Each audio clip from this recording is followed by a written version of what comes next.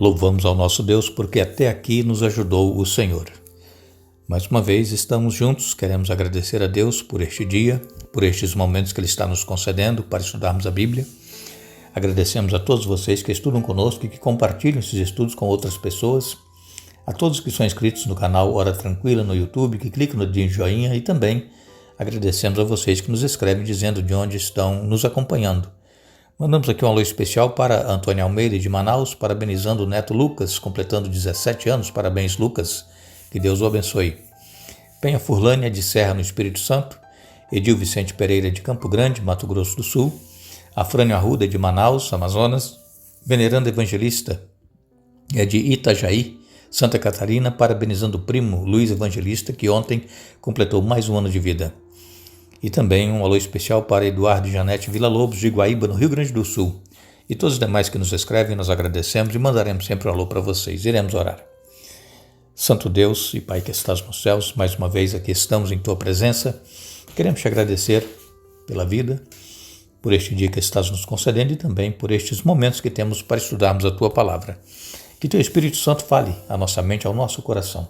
Nos ajude, Pai, a entendermos e aceitarmos, colocando em prática em nossa vida.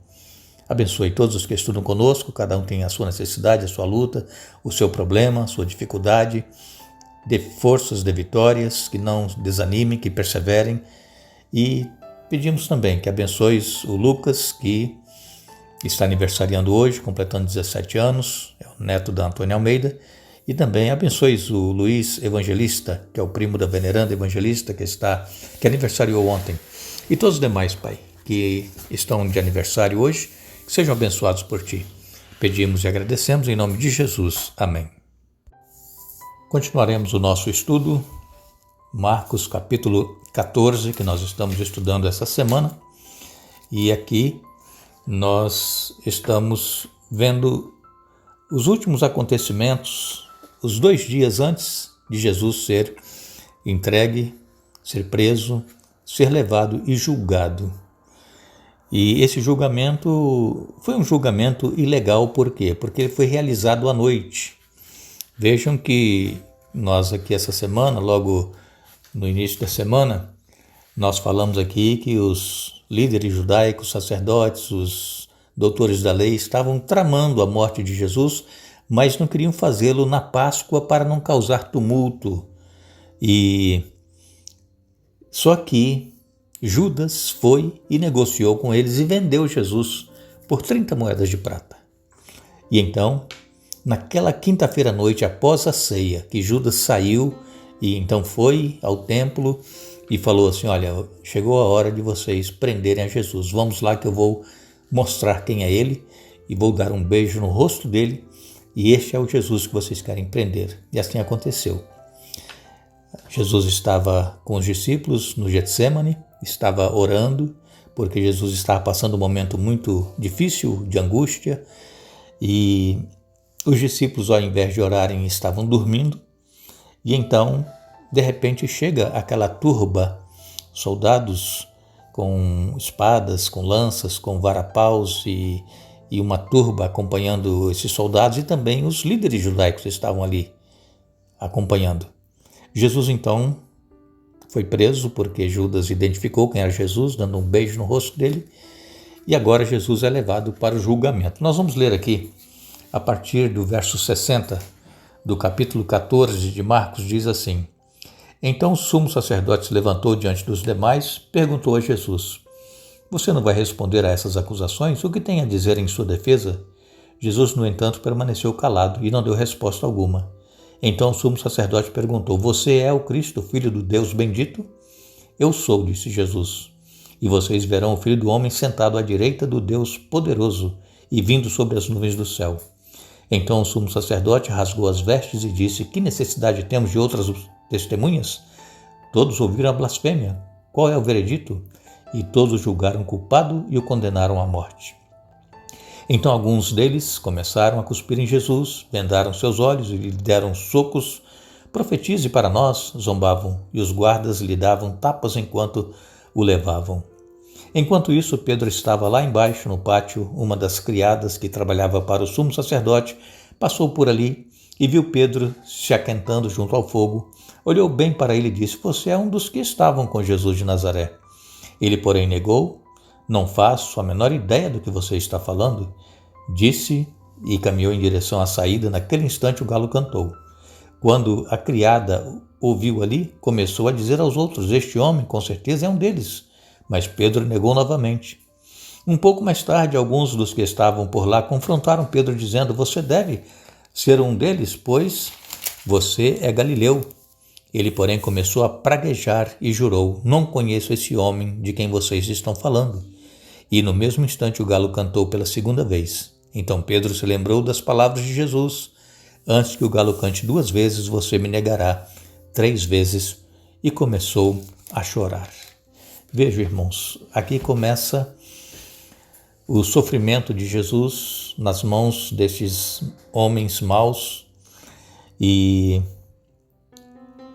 Jesus estava cumprindo aqui exatamente o que está escrito lá em Isaías capítulo 53, quando Isaías 600, 700 anos antes profetizou como Jesus iria sofrer por causa dos nossos pecados.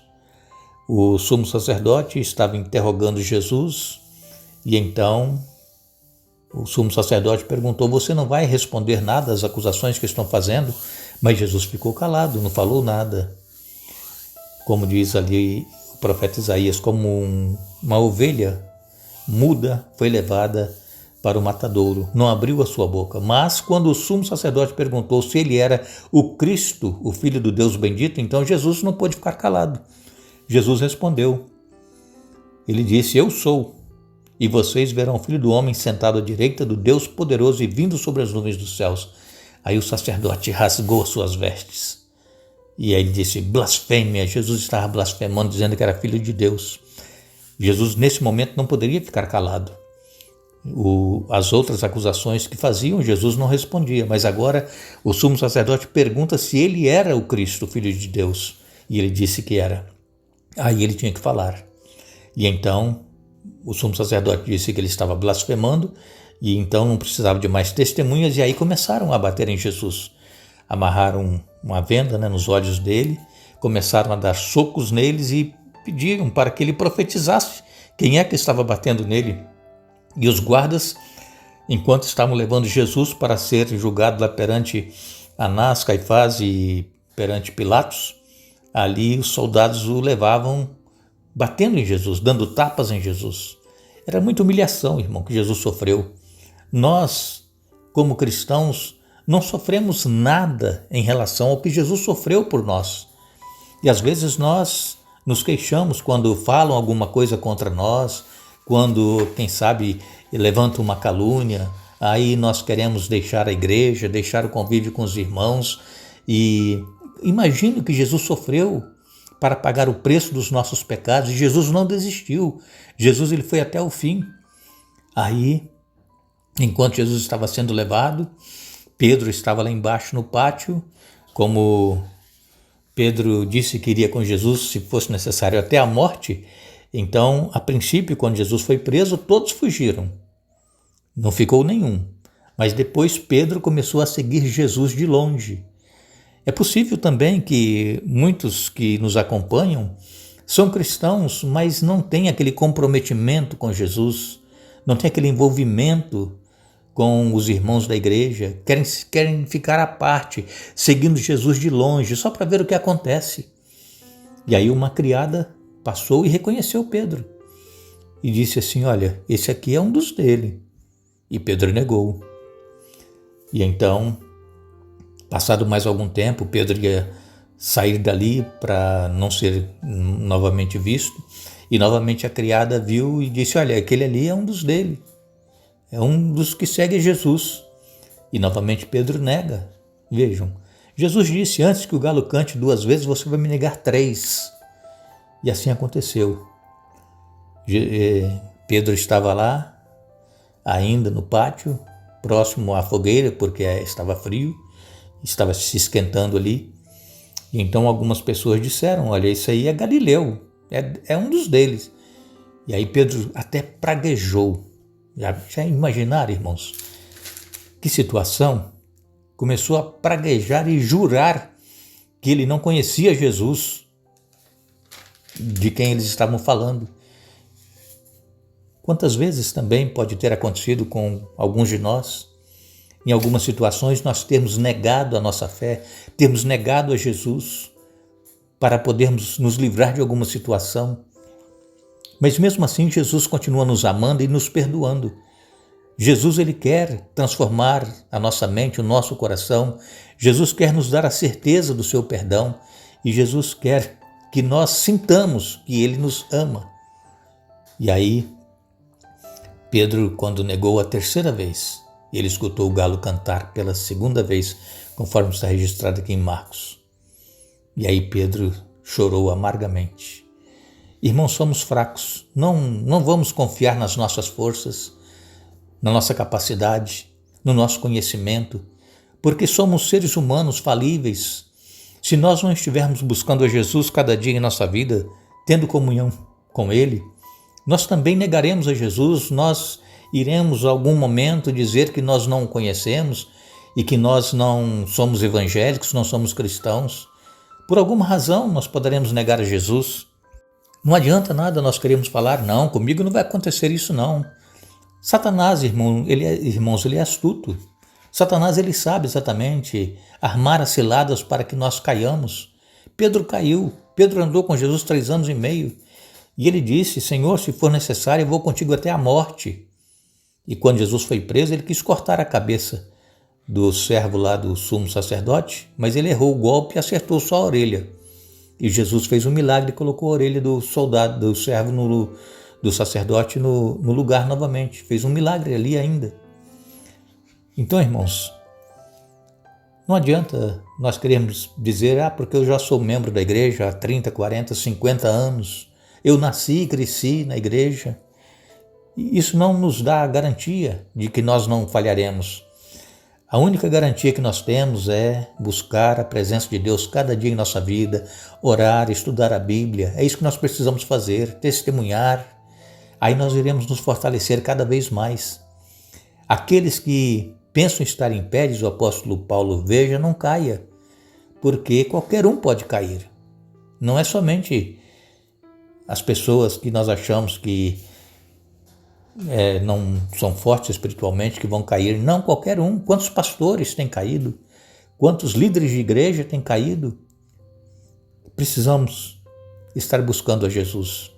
Não nos gloriemos em nós mesmos, não achemos que nós temos forças para vencermos o inimigo que nós não temos.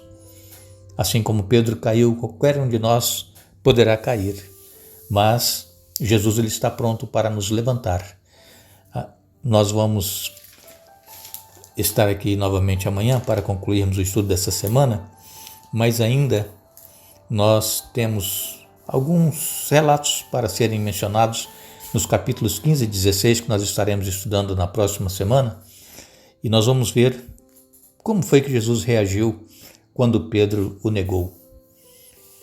Assim como Jesus olhou com um olhar de amor e perdão para Pedro, ele também está olhando para mim e para você, com um olhar de perdão, de amor, e ele diz, filho, eu te amo, eu quero te salvar.